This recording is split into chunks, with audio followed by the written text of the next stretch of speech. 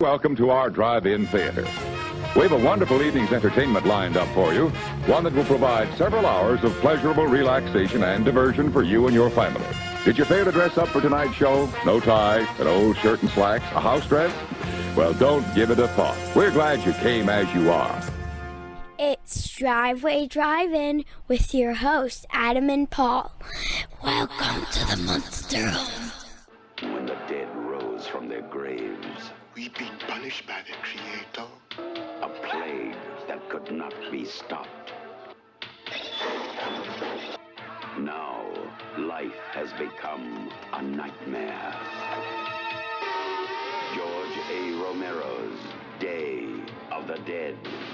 Due to scenes of violence, no one under 17 admitted. Starts Friday at a theater or drive-in near you. Check newspapers for showtimes. Welcome to a very special episode of Driveway Drive-In. I'm your host, Paul. I'm your co-host. My name is Adam. And today we get to talk about my favorite monsters. Oh, man.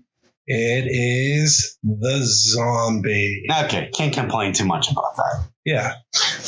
I actually moved to Pittsburgh because Dawn of the Dead was filmed here, and that was my favorite movie in high school. So I love zombie movies. I just do. I like, from the classic Night of the Living Dead to Dawn of the Dead, the Romero ones. I like the Italian ones. I like pretty much any good zombie movie. Like one of my favorite Hammer movies is Plague of the Zombies. I don't know. I love the dead coming back to life. Yeah, it's a great genre, and the fact that it kind of sort of originated where we live. Yeah, is kind of neat. It is. Obviously it's not okay. The zombie didn't originate here. That originated in Haiti. Yes. Right. With the voodoo. Yeah. And that version of the zombie was more of a slave or like an indentured servant. Yeah, like it was a dead person that comes back to life that serves its master's purpose. Right.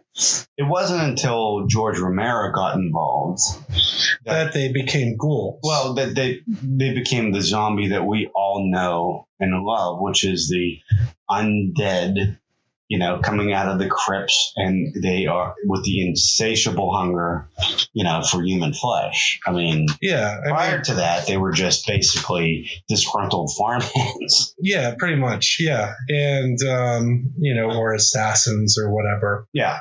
There's so many great zombie movies. My favorite horror movie of all time is kind of a zombie movie, but it's a little bit different. It's Reanimator. That movie is so tough to classify, like to put that into a box. But I feel most comfortable putting it in a zombie box. Yeah. And it's a Frankenstein story. It's I feel the same way with Evil Dead. Yeah. I feel like Reanimator and Evil Dead belong in the same category. Yeah. And that's high praise. Yeah. And then, I think once Adam and I, do a couple of these, I think we'll do the American Werewolf and Reanimator double feature. Yikes. So, yeah. So we can both talk about our favorites. What zombie movie are you bringing to the table today? Well, we are in George Romero country. Just like you, I really enjoy these movies. I really enjoy the zombie genre. For the longest time, my favorite of the Romero trilogy was Night of the Living Dead.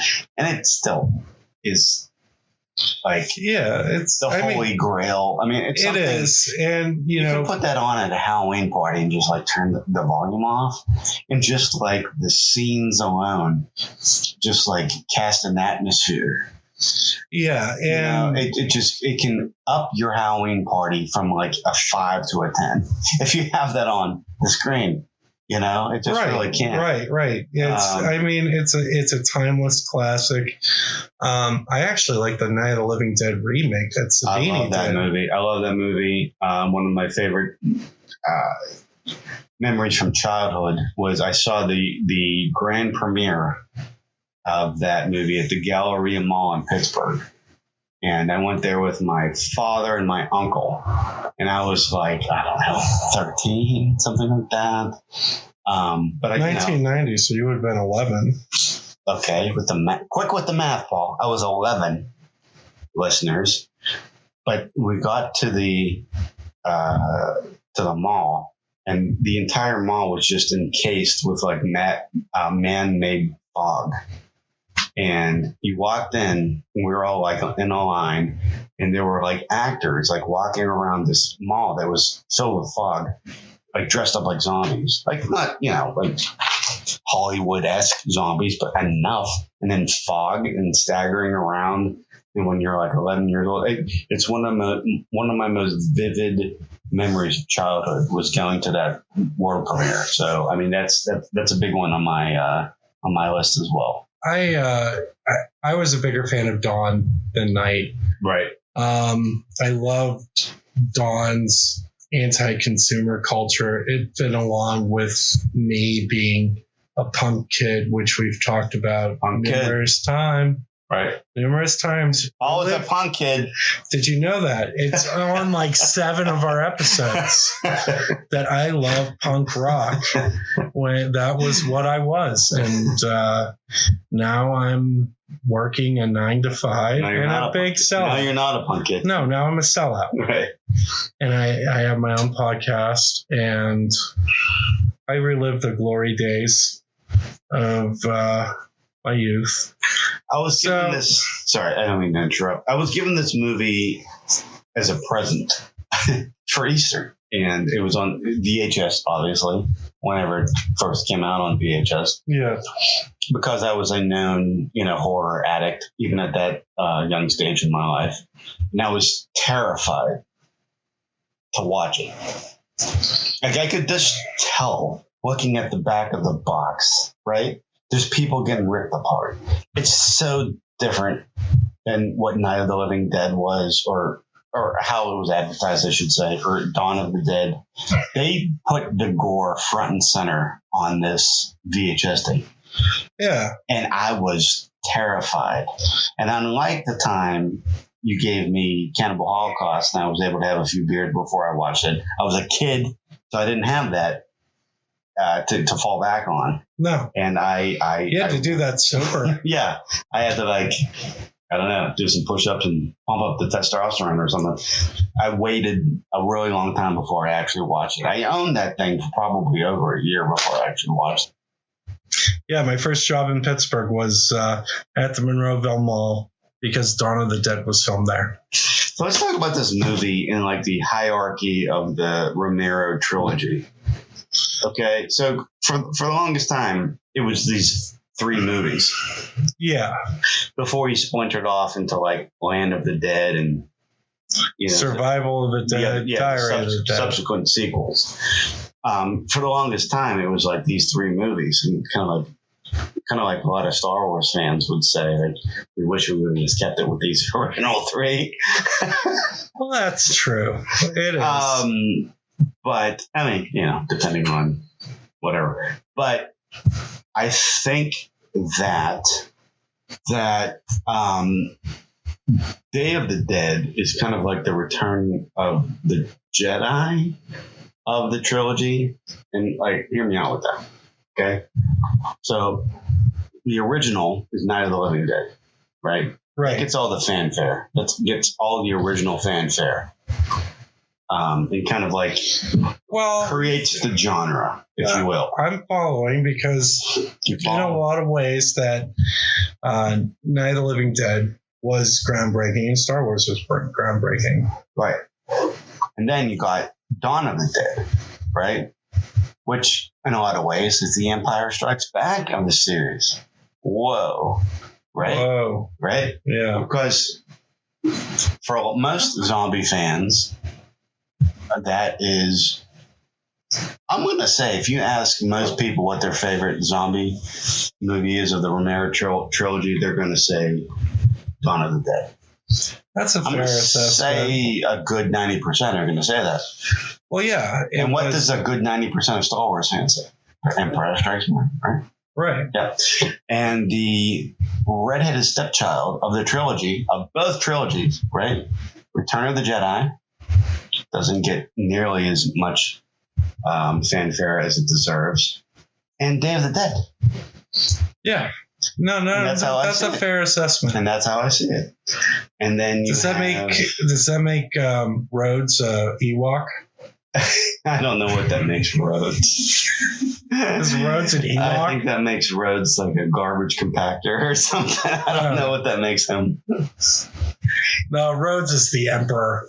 Rhodes is Palpatine. I don't know. Yeah. I mean, there's another. No, Bub is the Ewok because he's cute and he's nice and everyone loves him.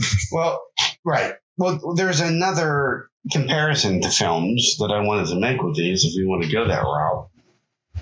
And, again, please hear me out. It's the Rocky movies. Oh, God. Just listen.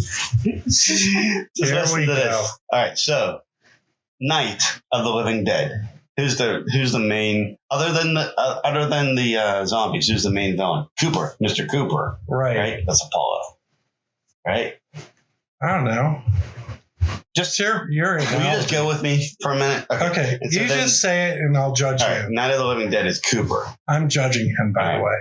And then Dawn of the Dead is the villain has come up a little bit because I think the human villain in that is Tom Savini.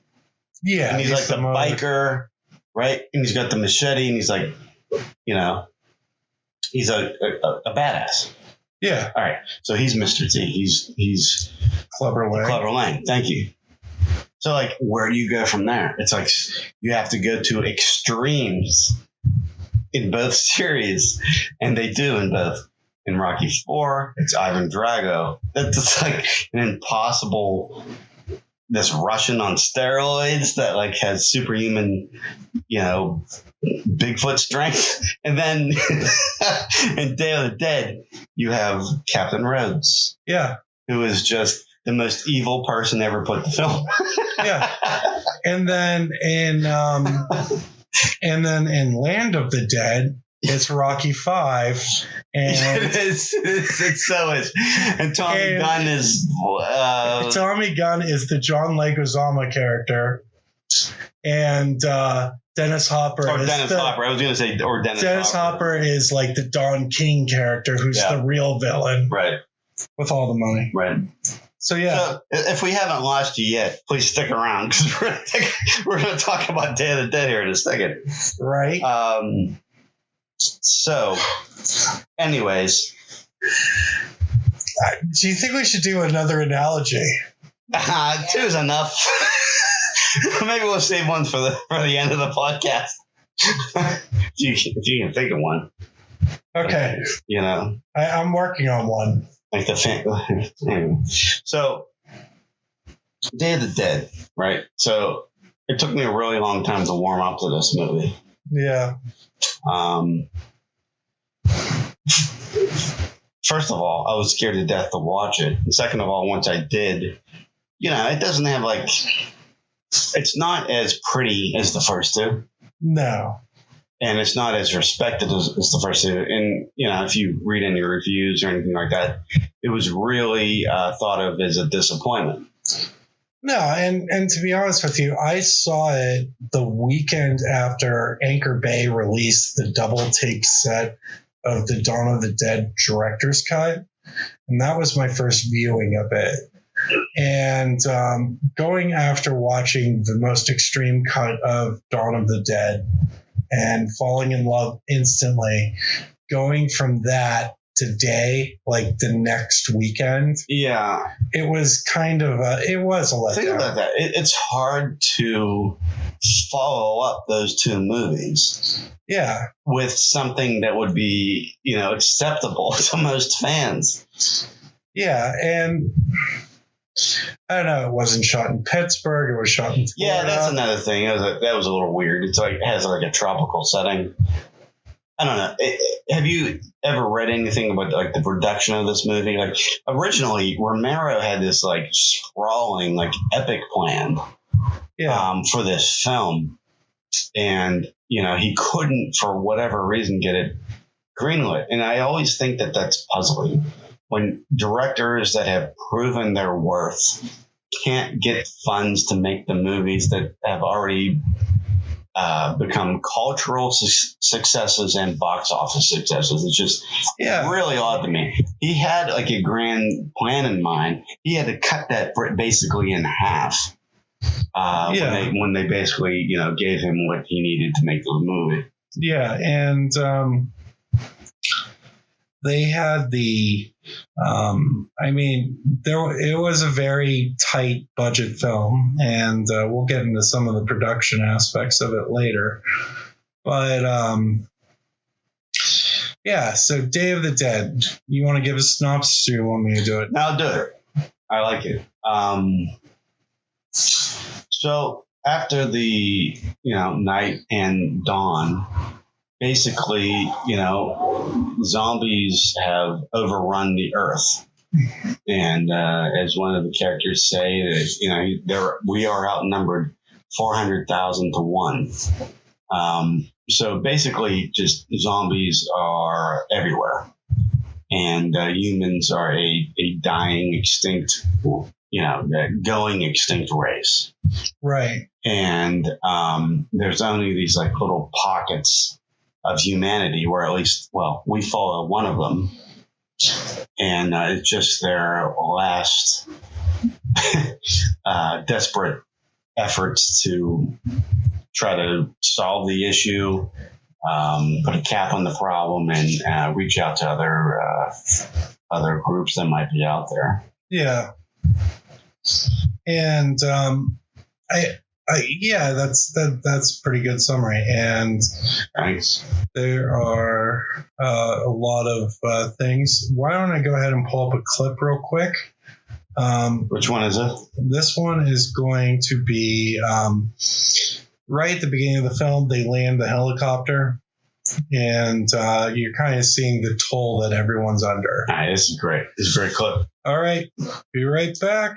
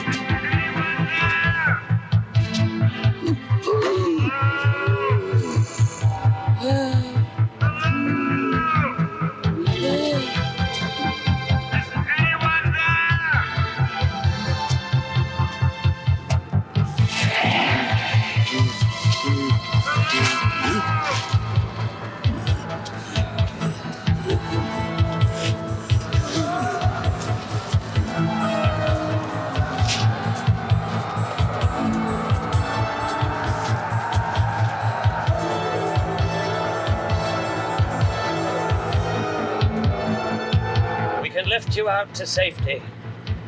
Please answer my call if you can hear me. Forget Billy Boy. It's a dead please. Like all the others, you know. Listen. You can hear it over the engine. Jesus, Mary, Joseph.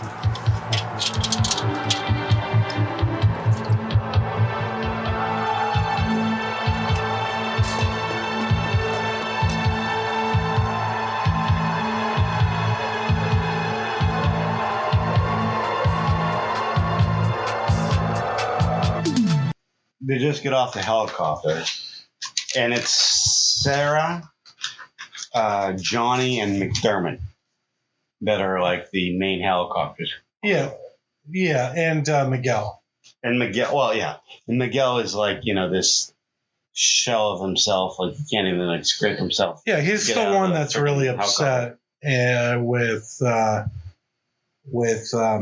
Sarah character, right? Because they're all falling apart. You know, picture yourself in that scenario. Yeah, maybe you wouldn't deal with it so well. Xanax is not an option. Medical marijuana is not an option. How are you going to relieve your stress? They're in Florida. They can find some medical marijuana. Well, this was in the freaking 80s, man. Especially, they could get some medical they cocaine. Could get like standard, maybe natural marijuana. Or they could get some coke. I mean. But Sarah here is played by Lori Cardilli. Yes. And like that almost reads as stunt casting, doesn't it? It does. Because who is Lori Cardilli, Paul? Chili Billy's daughter. Who's Chili Billy? Chili Billy Cardilli. Who is he? He is the host of Chiller Theater, which is a horror host, and he was in Night of the Living Dead. So that, in a lot of ways, that seems like stunt casting. It is. Right. But she is a powerhouse in this movie. Is she not a powerhouse in this movie? She is a powerhouse in this movie. And she's a lot better than people give her credit for. It's like her only starring role, but she was fantastic. She was. And, you know, a lot of the things about the Romero productions were that they were all friends that worked. Like, the crew was like half professionals, half friends. You had Greg Nicotero in this movie, who was also working on the makeup with Tom Savini. Right. This was like one of his first feature films. And you have John Amplis in it, who's also a frequent contributor and also works on the films. And John Amplis and Pascal Buba are frequent Romero contributors who actually taught me when I was in film school. So, you know, that's another reason why I moved to Pittsburgh, is I wanted to learn from the Romero crew, which I should have moved to Hollywood and learned under the Roger Corman crew. Then we couldn't do this podcast. We wouldn't have this podcast. So they land and like they're basically surveying the area to find survivors. Right. And they have the bullhorn and they're like saying, you know, is anybody there? You know? Yeah. And from the Gorillaz record. It's so iconic. It is. This movie, aside from being like one of my favorite zombie movies, like top 2, it's the number 1 soundtrack for me. More than Conan. Yeah. This movie soundtrack is freaking phenomenal. It's this tropical kind of... More than the Airwolf. Let me talk about it. Tropical kind of paradise soundtrack to it with like just an edge of horror. And it almost, you know, throughout the entire movie, it almost doesn't even fit the movie, but it does. And it does. Really bizarre to be honest with you, it threw me off when I first watched the movie. I think that throws off a lot of people. And I think that's one of the first things that they decide they're not going to like give this movie a chance. But I've grown to love that score, and because of it. Yeah, because of it. Because of me? No, because of Gorillaz. Because of me. Gorillaz. Same thing. And then, you know, so this movie starts with them just like trying to find survivors, and like this is just an epic scene of just failure because they have like they're very optimistic about finding somebody. Where do you think this is? Like downtown Miami or something? Yeah, it has a Miami feel. Yeah, Miami feel. But you know they're calling for it, and at first it's just like alligators like slithering out. And you're like, okay, well, you know, maybe there's something alive there. And then like one guy stands up from like a ticket booth, and you just see like one side of his face. And you're like, okay, this, you know, maybe this guy's like waiting to get rescued. And then like he turns around and like his entire left side of his face is like all effed up, you know? Yeah. So he's clearly a zombie. And then one of the most epic zombie shots of all time. And the fans have a name for this guy. I don't know if it's not Dr. Tongue, but it's something along those lines. It's a zombie that was clearly designed to show that, like, this guy tried to kill himself with a shotgun. Yeah. But it didn't work.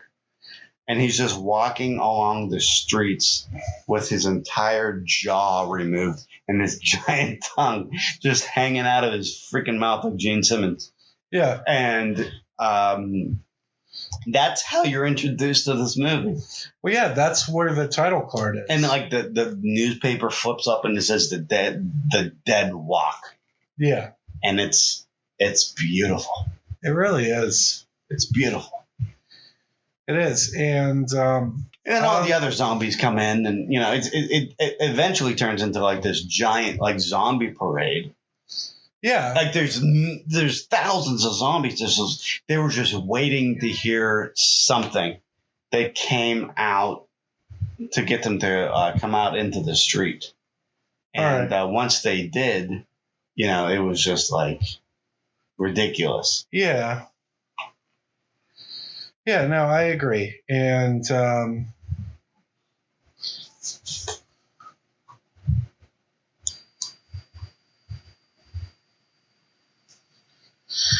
yeah, I agree. You know, that initial wave of zombies is pretty epic. And, you know, throughout this movie, one of the things I love about Romero is that all of the zombies are pretty unique. Oh, they're so eclectic. Yeah, you have like such a random assortment of, you know, sights to see. And I used to love to pause the film at certain points and just check out like all the different designs. That's fun. Kind of like a Where's Waldo of like, zombie movies. Yeah, like try to find the most messed up looking one in the crowd. Like find the bride, find the construction worker, find the clown, baseball player, right? Yeah, and you know, I think he always I mean, even in like Night of the Living Dead, you have, of course, the famous naked lady zombie, and you have the. I didn't pause on that scene 1,000 times. No, I don't know why you keep accusing me of that. I did not pause on that scene 1,000 times.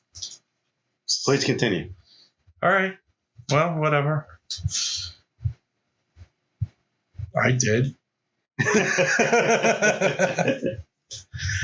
All right. So yeah, this starts the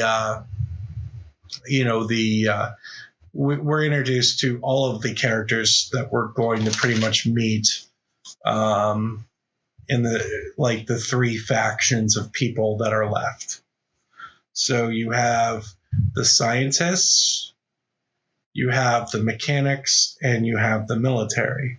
Mm-hmm. And the military is led by Rhodes. The scientists are led by Sarah and Sarah Logan. and Frankenstein, Dr. Logan. Yeah. And they both have like a differing opinion of what they should be doing. Yeah, and we should say, like, so after this like zombie like implosion, right? So clearly their hopes are dashed that they were going to find somebody that was alive. Yeah, and so they have to fly all the way back to their center of, you know, just where they are, I guess. Yeah, it's a military installment. It's a military installment, and they are subterranean. Yes. They are, you know, their entire installment is in the ground. So, it's like a silo. Yeah. And like, I remember learning about this, like when I learned about what this movie was, and I was just thinking, well, how did the zombies even get to them? You know, like I mean, hey, you have to wait and find out, but like that's a pretty good base, right? If there's a zombie attack, like go underground, right? Get to the cellar. Right. Get underground. Right. Exactly. Get to the cellar. Like Ben said in the first movie. Yeah. Yeah. You can stay and fight upstairs. Or you can get to the cellar. Or you can go to the cellar if you're overrun. But yeah, you know, but it's like this vast like complex. It was like Like what do you think it was? Like a salt mine or something? No, it looks like Florida. a silo. It was probably a missile silo. Yeah. With missiles aimed towards Cuba. Anyway, that's where they are. Yeah. I mean, there was the Cold War. And immediately after, they get off this helicopter, and Sarah and her boyfriend, what's his name, Miguel? Yeah, Miguel. Right? Who's like the worst soldier of all time. Yeah, he's just breaking down, which I kind of understand, but it's like, come on, man. Everyone else is kind of keeping it together. Can't you? Yeah. What's your deal? Well, keeping it together is one way. But, like he said, everyone knows how strong you are. Yeah.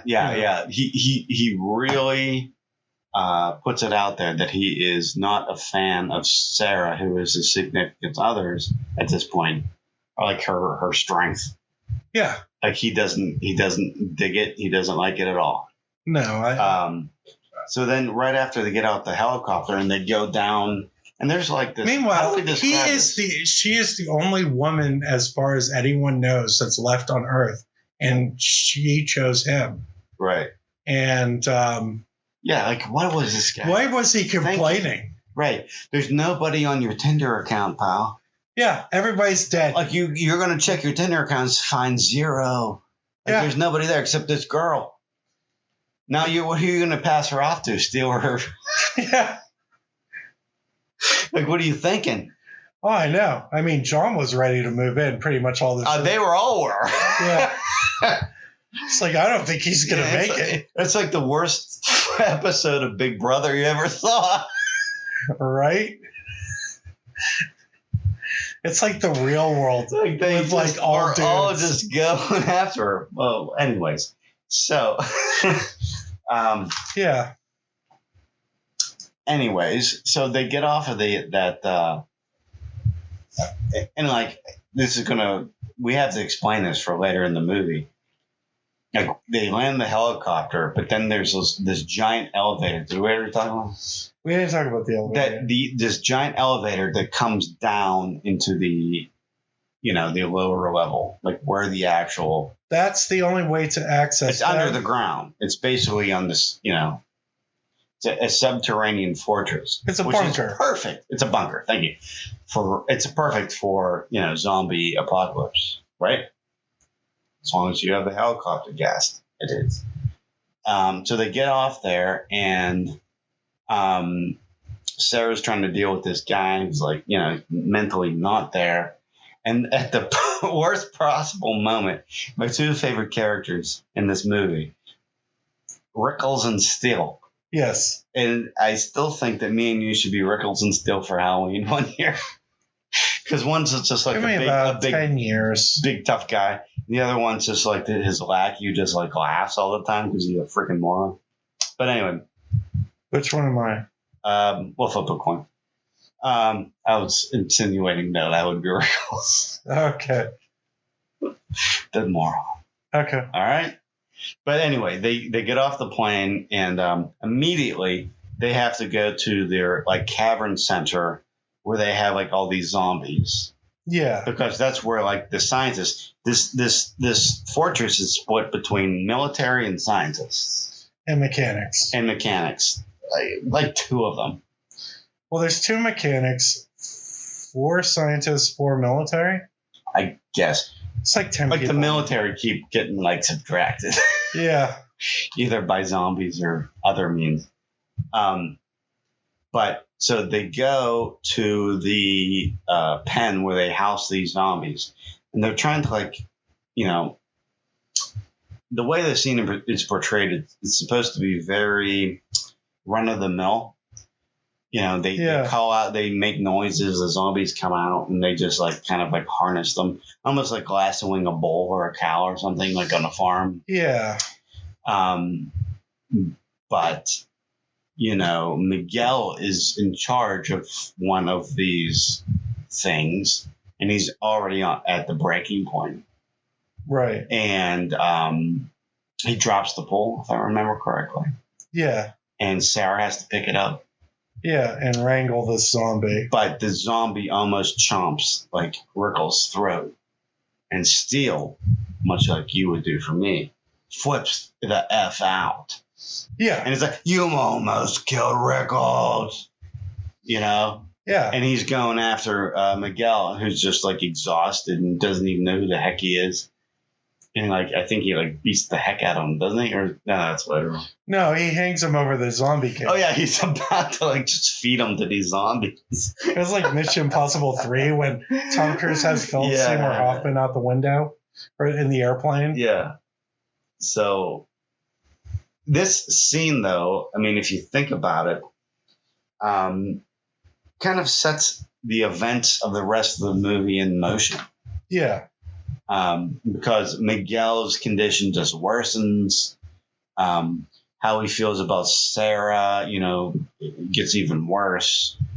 And, you know, Rickles and Steele are already on this guy's case for just being like, you know, a putz.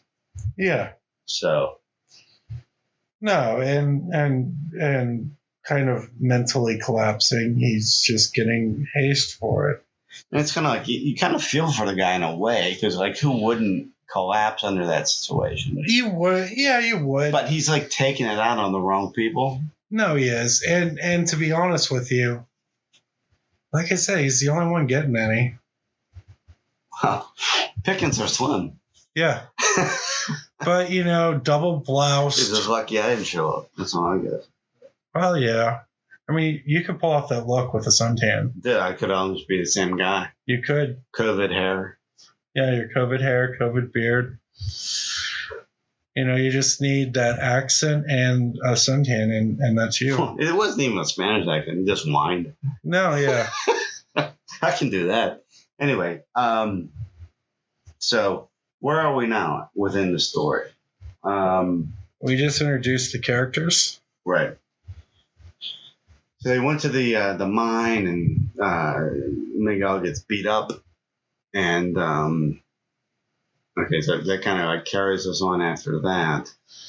Then we kind of like establish everything, and you know, like what the stakes are, what everybody's trying to do. It's basically sums up the exposition of the film, and it all kind of realizes it has its big turn when Rhodes signals everyone to have a meeting and delivers the greatest line in this movie. I'm actually going to go ahead and pull that clip up right now. This is the meeting where Rhodes becomes one of my favorite characters of all time and delivers one of my favorite lines of all time. You have anything else you want to add before I play this? Just very briefly. I think that just to kind of elaborate more on Miguel and Sarah's deteriorating relationship, I think right before this scene, you know, this is when Sarah sedates Miguel. Yeah. And, you know, he tries to like give him his very ineffective pimp hand. Yeah. And she, you know, she just takes it like a champ. Yeah, she does. She's just like, whatever, I'm Sarah. Yeah. And he talks with a very stuffy nose. He sounds pretty ridiculous. But anyway, he doesn't get over on her. He's the first emo zombie survivor. He is so emo. He is such an emo. Like if he was a juggalo, if civilization would have continued, he would have been a juggalo. No. He's the emo guy. The juggalo was the same thing. No, they're the total opposite thing. Why are you defending juggalo? I'm not defending juggalos. I'm correcting you. All right. Juggalos are the insane clown posse. That's not the same emo. Deal. They're sad people. They're not sad. Sad people over here wear blush. Sad people over here wear clown makeup. In the middle, you get just sad people. No. You're wrong about that. No, I want to be a juggalo. I hope my son is. I hope he's a juggalo. He runs for president. I hope so. All right, I'm pulling up this clip. And I'm going to make you listen to some Insane Clown Posse and some Brand New and tell me that it's the same thing.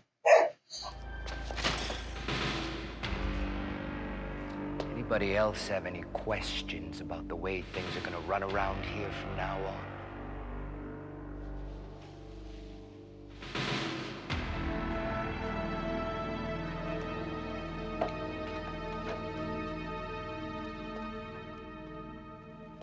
This ain't a goddamn field trip, people. This is a fucking war! I'm not down in this cave for my health. I'm down here on orders. Your orders are to facilitate the job of this scientific team. This is a civilian team, Captain, and we don't have to be subjected to your tyranny. Who's being subjected to what, Fisher? You've lost one man. Yeah, right. We've lost 5. Yeah. Where does it say we gotta keep those dumb fucks next door to where we sleep? Where does it say we should do any one thing but shoot the mothers in the head? We don't have enough ammunition, Captain, to shoot them all in the head. Time to have done that would have been at the beginning. No, they let them overrun us. They have overrun us, you know. We're in the minority now. Something like 400,000 to 1 by my calculations. I haven't eaten. Is there food? You were supposed to be here at 7 o'clock sharp, mister. I know. Sarah told me. I'm sorry I couldn't break away. Is there food? Listen, egghead, let me bring you up to date on what's been... Excuse me. Is there food?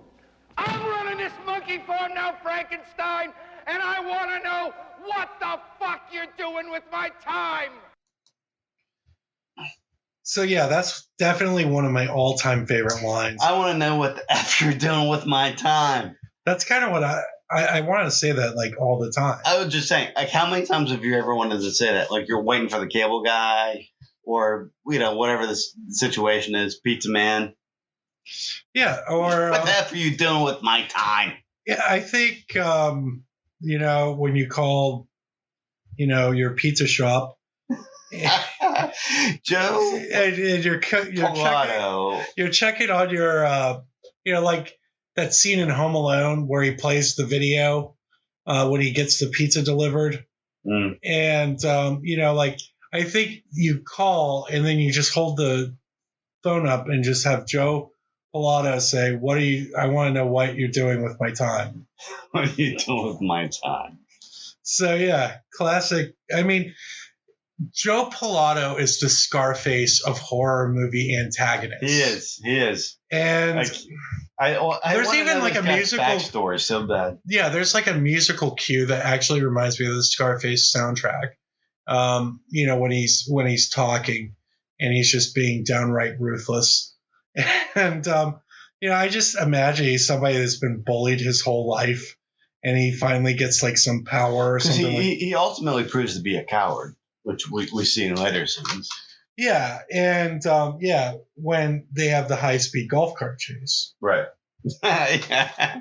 Bumper golf carts. Yeah, and it reminds me of Space Mutiny with Reb Brown, where they're on the golf carts. Oh, no. And he's screaming, whoa! They're going like 5 miles an hour. I know exactly what you're talking about. But yeah, whatever. I leave my Reb Brown movies alone.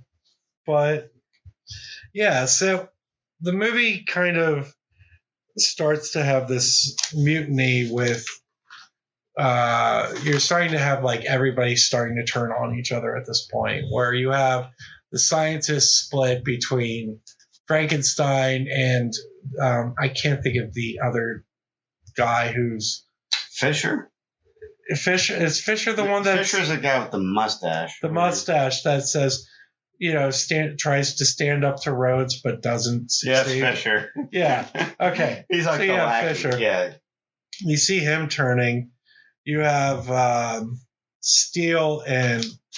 Well, this is like what I like about it's like the movie of platonic friendships. Yeah. Like platonic soulmates, because you have Steele and Rickles. Yeah. Who are just like inseparable. Like, you know, if things continue the way they're going, they're just going to like end up growing old together. Yeah. And you have John and McDermott. Yeah. Like they're like the polar opposite, but they're also a platonic like soulmate couple. They are. And you have. I guess that's it. And then you have like, that's pretty much it. I don't want to like force any other ones, but that's enough for one movie. Yeah. No, it's a movie about buddies. It's a movie about buddies because there are no girls around. There's one. There's one, and she's spoken for. She's busy. Yeah, she's busy. So yeah, so this kind of sets up everybody kind of going out for their own. Sarah doesn't agree with Frankenstein. His name's Logan. It's Dr. Logan, but I'm going to call him Frankenstein. I love how they call him Frankenstein. I do.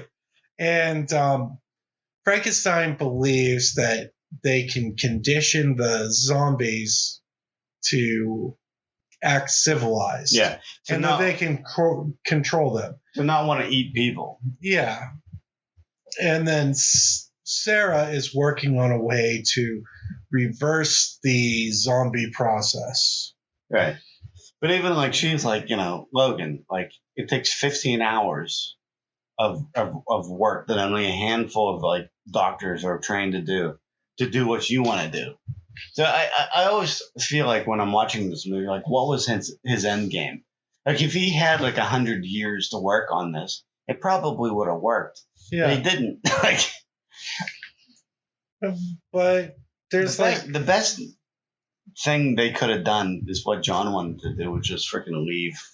Because the zombies are just going to rot and fall apart in like probably 20 or 30 years anyway. Well, yeah, we were talking about that. We were just like, they're like, I feel like where Sarah fails at giving him a guilt trip and saying, I feel like you would do that if this wasn't even going on. Right. And I'm like, that's a perfectly normal thing to want to do. He's totally like, yeah. Go to the island and go fishing all the time. I mean, that's what I want to do. Did we want to show that scene, by the way, when they go to his kind of man cave? Did we have that lined up? Yeah. Because it's pretty cool. It's almost like he has his own tropical bar inside their subterranean domain. Yeah, they call it the Ritz. It's called the Ritz, which is a pretty cool scene. And only the only people that have ever been there are him and McDermott. And they let Sarah come. And I just think it's a good scene because you can just tell how separated everybody is because they've been down there for what? It seems like a great length of time. Yeah. And she has never been there before. And she is very clearly impressed when she gets there. Yeah. And, it kind of, I don't know, it's a good scene. And, it's nice to see these characters who are so high strung. Like this movie is so high strung. Like there's so much tension. And it's cool just to see these characters unwind, even if just for a couple of minutes. Right. All right, I'll go ahead and pull that up. We don't get a lot of visitors out here, and we like it that way. Here it is. The Ritz. Madam?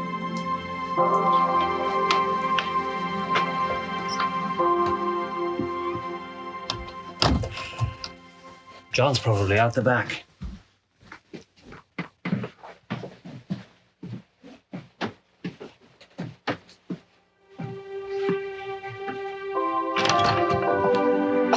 Hey! Well, what do you know? Welcome to civilization, Sarah. Last holdout. Pretty nice. Nicer than we got inside. Not a bad idea. It's a little safer where you are. But we like to live dangerously, Billy Boy and me, That's a laugh. I haven't seen you do anything dangerous since we got here. We're sticking around. That's getting a bit dangerous, as I hoped you noticed this evening.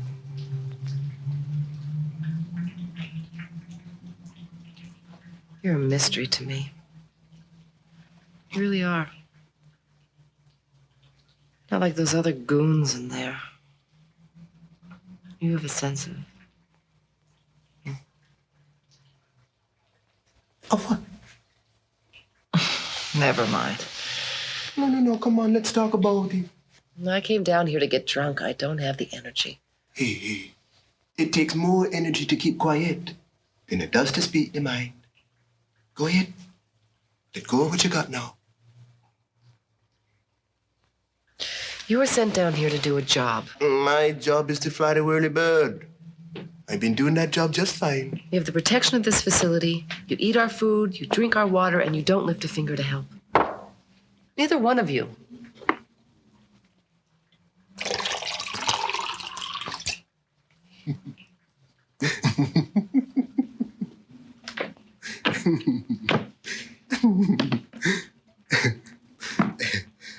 We don't believe in what you're doing here, Sarah. Hey, you know what all they keep down here in this cave? Man, they got the books and the records of the top 500 companies. They got the Defense Department budget down here. And they got the negative for all your favorite movies. They got microfilm with tax return and newspaper stories. They got immigration records and census reports. And they got official accounts of all the wars and plane crashes and volcano eruptions and earthquakes and fires and floods and all the other disasters that interrupted the flow of things in the good old US of A.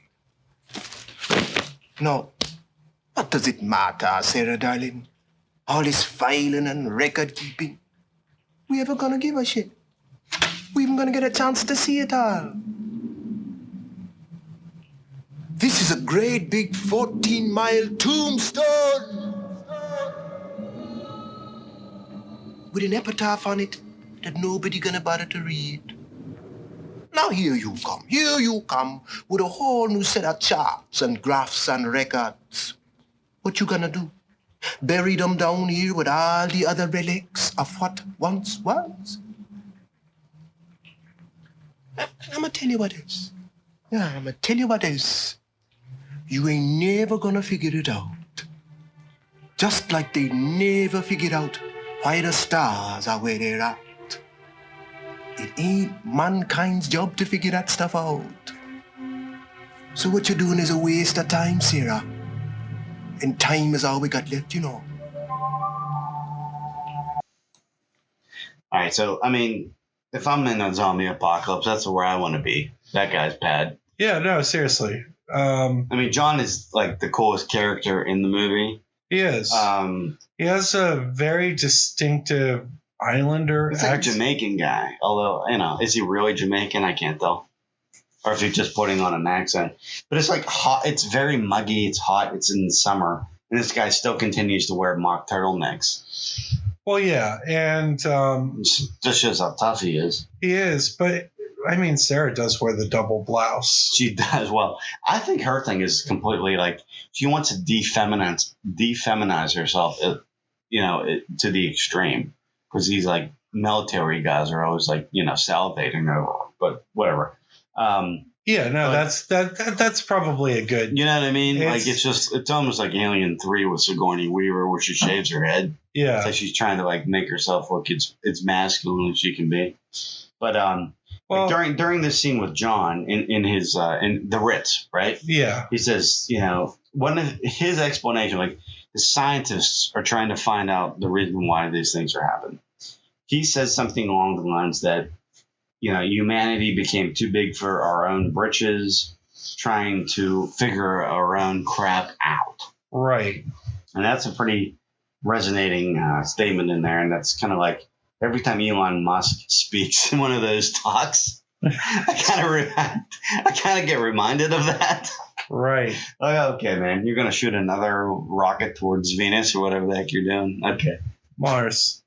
Well, it's only a matter of time until we at Venus too. Anyway. Yeah. Well, I don't know. There you go.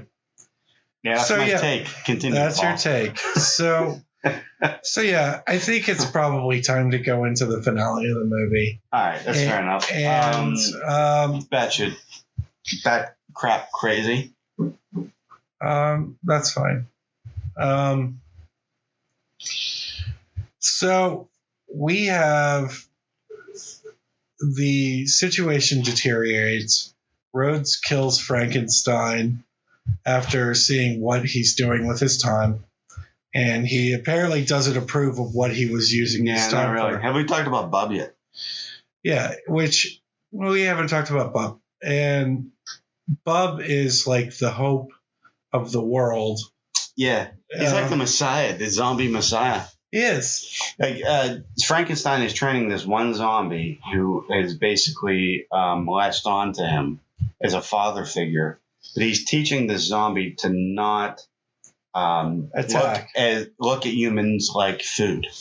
Right. And he's successful with it. And he's like his star pupil. Yes. And so he's doing that. But I think, we were talking earlier in the last bit about like, how much time do you have to actually do this? Yeah. For every zombie in the world. Right. And like what he was trying to do was impractical. But Dr. Logan clearly had deep-seated issues. Oh yeah, he was totally nuts. That he was like using to motivate. I don't know. Like his scientific practices were based upon his deep-seated issues and not like the extreme conditions that the world was in. Yeah, like he didn't even care that Rhodes was about to kill him at any moment. Yeah, he reminds me of like that LEG episode where he invents the ice cream cone holder, whereas it's like a modern solution to a problem that happens once in a while. Yeah. So I don't know, kind of a strange reference, but whatever. There's during the zombie resolution here, and what happens, we'll kind of fast forward through this a little bit. Miguel, who was the depressed boyfriend of Sarah, had his, he was bit on the arm. So it was Miguel. What did I call him? Yeah, Miguel. Oh, okay. So I just added an E in front of it. He was, it was it was inevitable that he was going to turn into a zombie. So she hacked off his arm. And Rhodes and company wanted to kill him. And she's like, no, if he dies, I'll take care of him. Well, Sarah has to do other things. She's basically the only competent person in this complex. So when Miguel wakes up, he's alone. He sees he doesn't have an arm. And I don't know if that's what sends him off, but I mean, he was like pretty much off. He was really depressed from the get-go. Well, yeah, and then like the zombie attack, like the zombies got loose because of him, even though he's screaming, "It's not my fault. It's not my fault." And it was. It was his fault. I mean, she told you you're too tired for this. Go take a nap, and he couldn't do it. You tell me to go take a nap. I'm gonna go take a nap. Yeah. I'm not. In fact, I tell people when I'm going to take a nap. I'm not taking a nap whether you tell me to or not. If you order me to take a nap, I'll take two. Yeah, right. But anyway, so she chops off his arm. He's very distraught that he doesn't have an arm anymore. I mean, like, wouldn't you be? Yeah. So then he goes outside and he's like, all right, I'm going to get these guys that caused me to have one arm. And these zombies that are just been crowding around this fence, he like unchains them. Because apparently it was just like a bike lock. Yeah. That was holding them at bay this whole time. Pretty much. It was like a lock. One lock. Yeah. And that seems a little far-fetched, but then they all keep coming. He lays himself down like as a sacrifice on the paddock that will lower them into the lower belly of the facility, right? Yeah, and he damages the control so they can't get out. I'll tell you what, there's a lot of sick things that happen in zombie movies. This is the scene that gets me the most. Yeah. Just because he gives himself to the zombies. Yeah. And it's not like they take it easy on him. No. They eat him alive. Yeah, like they're chewing on him. Like, if you don't know like what the gore in these movies are like, think about a zombie biting into you, pulling your flesh off and eating it. Yeah. Well, that's what it looks like on film. They don't sugarcoat anything. Well, yeah, it was Dawn of the Dead. And then I think he saw Zombie 2, which was an unofficial sequel to Dawn of the Dead. And he was like, oh, we can do like actual ripping flesh. And that's like horrific. Like bodies in this movie rip like toilet paper, like paper mache. It's not, It's like a pinata It's like this filled with rotten rotisserie chicken. It's just so odd, but like it's so disturbing. So this guy gives himself to the zombies.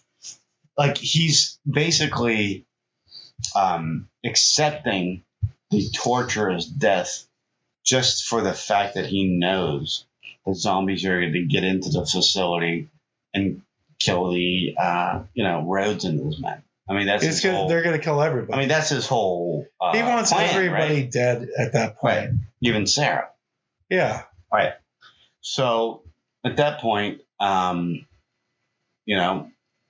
when madness ensues. Rhodes is trying to get away. Rickles and Steele, they get separated. Rickles actually gets his face ripped apart. Like some of the special effects in this movie. Look, you might like other zombie movies more than this one, and I will totally appreciate that. I'm not talking about you specifically, but zombie fans in general. The effects in this movie are the epitome of zombie effects to me. They're just ripping people apart left and right, and it's completely legit looking and sounding. Yeah. It's horrifying. Yeah, I mean, honestly, the only thing that comes close is the Fulci zombie movies, which I think have a little bit better gore, but that's that. I mean, it's an honest debate. So tell the audience about the scene where Bub is chasing down Rhodes in the corridor, and so we have a scene where Rhodes points a gun and Bub salutes him, and he won't. Rhodes won't salute him back, so he's chasing Rhodes with a pistol after he finds out that Frankenstein, his father figure, has been murdered, and he's upset and distraught, and he's just shooting at Rhodes, and he actually hits him, and Rhodes goes there, and then he was going to shoot him one more time. He opens the door, and there's a big pop out. This was like the elevator scene in Dawn of the Dead, where all the zombies are there and Flyboy's there. But in this case, it's just Rhodes. He opens the door, the zombies get him, and he says the famous line, "Choke on him." They rip him apart. And I might have said that in an early movie. Like, this is the example of like the most awesome use of practical effects, because like this guy's been so evil this entire freaking movie. They finally get their hands on him, and he gets his comeuppance. And it's the most gory scene. It's one of the most gory scenes. I used to watch this on Frame by Frame. Look, they pull him apart. Like, they have him by his legs and his arms. They're pulling him apart. An entire rotisserie chicken falls out of his stomach. Yeah. And I used to live on rotisserie chickens. Yeah, rotisserie. Like $2. Yeah, they're wonderful. They're like $2 a pop. Get a dinner. But anyway, an entire rotisserie chicken popped out of him. Well, a funny thing about that scene is while they're eating his guts, it's all meat products that were outdated. Sausages, yeah. Well, they're outdated, and a lot of the zombies in that scene were complaining because they had gotten food poisoning from Rhodes' guts. That's gross. Yeah, so that's so gross, and not even worth it. Yeah, and I don't know. I would, you know what? I might stomach food poisoning to be in that scene. I don't know. I might. Well, you get that's probably why they dressed up the zombies so cool, is so they look great. They do. The zombies have never looked better. Yeah, and I just love the variety of zombies. There's a clown zombie. There's like a nurse zombie. There's like a baseball player zombie. A bride zombie. A groom zombie. It like runs the gamut. Yeah, and there's it doesn't children look zombies. Ridiculous. Like they're like forcing these things. It's like, oh yeah, like, like I said, if you're in this situation, billions of people have turned into zombies, so you don't know who's coming after you. But yeah, I love that. I mean, I love to pause it when they have these big onslaught scenes, because you see like so many. Each zombie is like unique and could be its own story, you know? Right. So I don't know. We were wrapping this one up. Yeah, let's go ahead and wrap this one up. All right. Well, I don't know. You know, the reason I even brought this one up is because I love the George Romero trilogy as a whole. Yeah. And I just don't think that this one gets talked about enough. You know, and quite frankly, that's why I wanted to do this episode. Yeah. Night of the Living Dead is universally praised. So is Dawn. You know, I'm not going to put this up there with those two, like, you know, absolute masterpieces, but this movie was thought of as such a failure compared to those two, and I just don't think that's the case. I think it's definitely really not a failure. Good movie. It is. And I think it's a fitting, I mean, it belongs in the trilogy. It's not out of place. No, definitely not. And I think, you know, in terms of a trilogy, you know, it's a solid wrap up. If they ended with this one, it would have been great. It would have been. But then they went with like Land of the Dead, which is like my most depressing movie experience of all time. Yeah. We'll talk about that one later. And Big Daddy, who just like depresses us whenever we see him at cons. And it's not his fault. He's a great guy. He is. He's a wonderful guy. He shows up in full costume, but like nobody wants to talk to him. Yeah, and he, you know, he was great in that movie. I mean, he was a great zombie. Yeah, he was not the reason that movie was terrible. No. It was everything else. Yeah. But, you know, regardless, I think, no, it's a solid movie. I think it's a really good movie. I think if somebody else had made that movie, it probably would have, like if somebody else's name was attached to it, I think it would be a lot higher regarded. Day? Or Land? Land. Or Day, sorry. Yeah. No, I agree. I agree with you. I think for Land, too. I mean, especially when you have the trilogy. Just so much time had passed between Dawn and Day. Yeah. And, you know, people were just expecting, you know. Well, this also came out the same year as Return of the Living Dead. You know, everyone wants social commentary, but not everybody always wants the social commentary that is given. Like, you know what I mean? Like, nobody wanted anti-military social commentary. Yeah. And that's why, you know, that was probably a reason why it was kind of. Well, yeah, that, and, you know, you had a really fresh take on zombies with Return of the Living Dead. Absolutely, yeah. And it was competing with that. So can't wait till we can start talking about our John Russo experiences. Oh yeah, John Russo. Because we've had a couple. We have. So nicest guy. He'll sell you anything. He'll sell you the shirt off his back.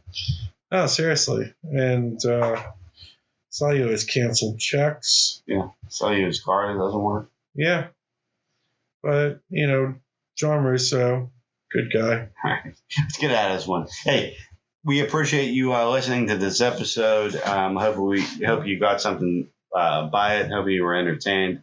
And make sure you tune in next week for my zombie pick. Oh, it is Paul's zombie pick. Here's a swim with bow-legged women. To a new world of gods and monsters. We'll see you next time on Driveway Driving. Thank you. And now, folks, it's time to say goodnight. We sincerely appreciate your patronage and hope we've succeeded in bringing you an enjoyable evening of entertainment. Please drive home carefully and come back again soon. Good night.